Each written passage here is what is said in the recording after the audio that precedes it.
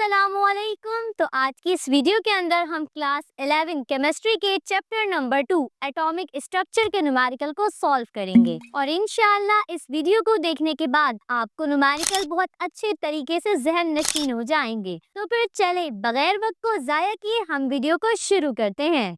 तो हमारे पास सबसे पहला न्यूमेरिकल है, calculate the radius of hydrogen in third orbit. Bohr constant for hydrogen is 0.529 angstrom. तो सबसे पहले हमने डेटा की हेडिंग डाली। यहाँ पे हमारे पास n है, नंबर ऑफ ऑर्बिट, जो कि हमारे पास है 3, क्योंकि न्यूमेरिकल के अंदर लिखा हुआ है थर्ड ऑर्बिट, तो यानी कि हमारे पास n जो नंबर ऑफ ऑर्बिट है वो हमारे पास है 3। नेक्स्ट चीज जो हमें न्यूमेरिकल के अंदर दी गई है वो है बोहर कांस्टेंट, जिसको हम a नॉट से शो करते हैं और उसकी वैल्यू है 0.529 एंगस्ट्रॉम। इसके अलावा हमसे कहा गया है कैलकुलेट द रेडियस, तो रेडियस को हम r से शो करते हैं, तो इसको भी हमने डेटा के अंदर लिख लिया कि हमें रेडियस मालूम करना है। नेक्स्ट हमने फॉर्मूले की हेडिंग डाली और हमारे पास रेडियस का जो फॉर्मूला है वो है r is equal to a naught n square divided by z।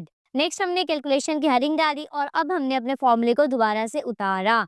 अब हम वैल्यूज पुट करते हैं। a नॉट की वैल्यू हमारे पास 0.529 है, जबकि n जो है वो हमारे पास 3 है और उसका स्क्वायर ले लिया हमने। अब यहाँ पर ही जो z है, Z हमारे पास होता है एटॉमिक नंबर, और हाइड्रोजन का जो एटॉमिक नंबर होता है वो हमेशा 1 होता है, तभी हमने यहाँ पे 1 लिख दिया। ठीक है, आप चाहें तो आप इसको डेटा के अंदर भी लिख सकते हैं कि हमारे पास जो Z है यानी कि एटॉमिक नंबर वो हाइड्रोजन का 1 होता है। ठीक है, अब हम कैलकुलेट करते हैं। तो हमने जब 3 का स्क्वायर लिया तो हमारे पास 9 आया, और उसके बाद जब हमने इस पूरी वैल्यू को सॉल्व किया यानी कि हमने 0.529 को मल्टीप्लाई कर दिया 9 से और उसके बाद डिवाइड किया 1 से, तो हमारे पास फाइनल जो रेडियस का आंसर आया वो है 4.761 एंगस्ट्रॉम। तो ये हमारे पास है फाइनल आंसर। अब एक बात याद रखिएगा कि हमारे पास जो रेडियस का आंसर आया है वो एंगस्ट्रॉम में आया है, क्योंकि हमने यहाँ पे जो बोहर कांस्टेंट यानी कि ए नोट की जो वैल्यू रखी थी वो भी एंगस्ट्रॉम में रखी थी, तो हमारा जो आंसर है वो भी एंगस्ट्रॉम में ही आया है। ठीक है,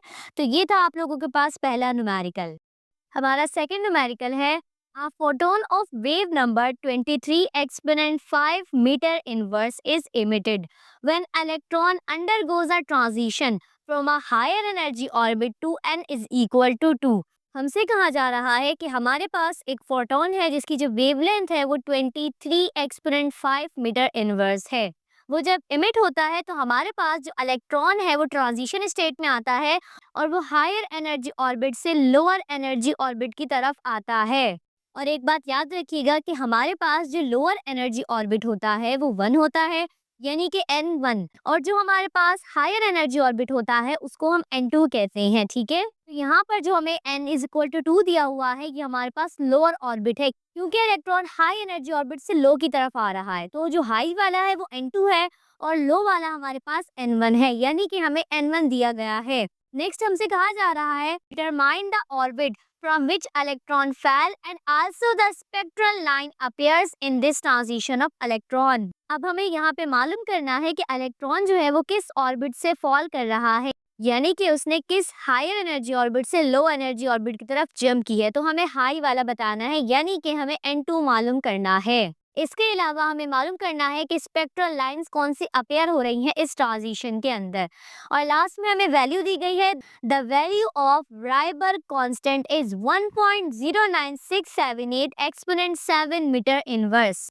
नेक्स्ट हमने डेटा की हेडिंग डाली और हमें न्यूमेरिकल के अंदर दिया गया है वेव नंबर, जिसको हम v बार से शो करते हैं और जिसकी वैल्यू हमारे पास है 23 एक्सपोनेंट 5 मीटर इनवर्स। और नेक्स्ट चीज जो हमें दी गई है वो हमारे पास n1 है, जो कि अब हमारे पास 2 है। याद रखिएगा ये हमारे पास लोअर एनर्जी ऑर्बिट है जिसको हम n1 से शो कर रहे हैं। और लास्ट में हमें राइबर कांस्टेंट की वैल्यू दी गई है जिसको हम RH से शो करते हैं और जिसकी वैल्यू हमारे पास है 1.09678 एक्सपोनेंट 7 मीटर इनवर्स, और हमें मालूम करना है n2 यानी कि हायर एनर्जी ऑर्बिट, तो इसको भी हमने डेटा के अंदर लिख दिया। नेक्स्ट हमने फॉर्मूले की हेडिंग डाली। हमारे पास जो फॉर्मूला है वो है v bar is equal to RH bracket में 1 divided by n1 square minus 1 divided by n2 square. Next हमने कैलकुलेशन की हेडिंग डाली। अब हम वैल्यूज पुट करेंगे। v बार की हमारे पास जो वैल्यू है वो 23 एक्सपोनेंट 5 है। इसके अलावा हमारे पास RH की जो वैल्यू है वो 1.09678 एक्सपोनेंट 7 है, और N1 हमें दिया गया है 2, तो इसको भी हमने लिख दिया। जबकि N2 हमें मालूम करना है, तो इसको हमने एज इट इज उतार लिया। अब हम क्या करेंगे, हमारे पास जो पूरी वैल्यू है ये यहाँ पर मल्टीप्लाई में है, तो हम इसको इज इक्वल टू के दूसरी साइड पे लेकर जाएंगे तो ये डिवाइड में आ जाएगी। और उसके बाद हम 2 का स्क्वायर लेंगे तो हमारे पास 4 आएगा। अब हमने क्या करना है, इन दोनों वैल्यूज को आपस में डिवाइड करना है। तो जब हम 23 एक्सपोनेंट 5 को डिवाइड करते हैं 1.09678 एक्सपोनेंट 7 से, तो हमारे पास जो आंसर आता है वो है 0.209। और इज इक्वल टू के साइड वाली वैल्यूज को हम ऐसे ही उतार लेते हैं। अब हमें क्योंकि N2 मालूम करना है और N2 की जो पूरी वैल्यू है ये माइनस में है, तो इसको हम इज इक्वल टू के दूसरी साइड पे ले जाएंगे तो ये हमारे पास प्लस में आ जाएगी। और 0.209 जो कि यहाँ पे प्लस में है, हम इज इक्वल टू के दूसरी साइड पे लेकर जाएंगे तो ये हमारे पास माइनस में आ जाएगा। नेक्स्ट हम 1 को डिवाइड करेंगे 4 से, तो हमारे पास 0.25 आएगा। और बस हमें इन दोनों वैल्यूज को अब माइनस करना है। तो जब हम 0.25 को माइनस करते हैं 0.209 से, तो हमारे पास जो आंसर आता है वो आता है 0.041। अब हम क्या करेंगे, हम शिफ्टिंग करेंगे क्योंकि हमें N2 मालूम करना है, ना कि 1 डिवाइडेड बाय N2। तो हम N2 को इज इक्वल टू के दूसरी साइड पे लेके जाएंगे, जबकि 0.041 को नीचे ले आएंगे। बस इन दोनों को रिप्लेस कर देंगे, N2 को वहां ले जाएंगे और 0.041 को यहाँ ले आएंगे। ठीक है, तो ये हमारे पास कुछ इस तरह से आ जाएगा। फिर हम 1 को डिवाइड कर देंगे 0.041 से, तो हमारे पास 24.39 आंसर आएगा। अब क्योंकि हमारे पास ये आंसर तो आ गया है, लेकिन याद रखिए n पे यहाँ पे स्क्वायर है, जबकि हमें खाली N2 मालूम करना है। तो हम इसके स्क्वायर को खत्म करेंगे। इस स्क्वायर को खत्म कैसे करते हैं, रूट लगा के।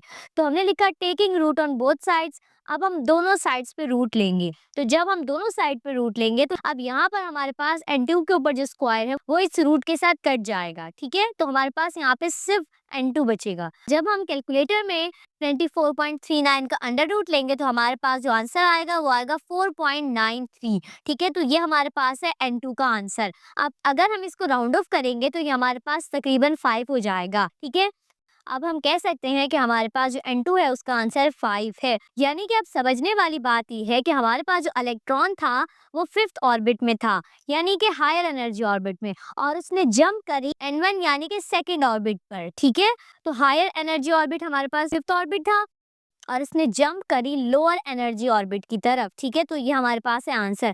अब एक चीज हमें न्यूमेरिकल में मालूम करने का कहा गया था, वो था स्पेक्ट्रल लाइंस। ठीक है, मतलब जब इलेक्ट्रॉन ट्रांजिशन करेगा तो कौन सी लाइंस अपीयर होंगी।